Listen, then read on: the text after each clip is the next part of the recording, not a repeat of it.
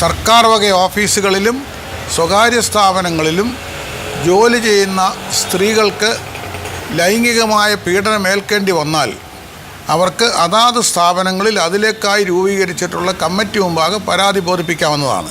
ഇത് സംഭവിക്കുന്നത് വീടുകളിലാണെങ്കിൽ ജില്ലാ അടിസ്ഥാനമായ കമ്മിറ്റിയിൽ പരാതി നൽകാവുന്നതാണ്. രണ്ടിടത്തും സംഭവിക്കുന്ന കാര്യത്തിൽ പോലും ജില്ലാ അടിസ്ഥാനത്തിലുള്ള ഓഫീസുകളിൽ പരാതി നൽകാവുന്നതുമാണ്.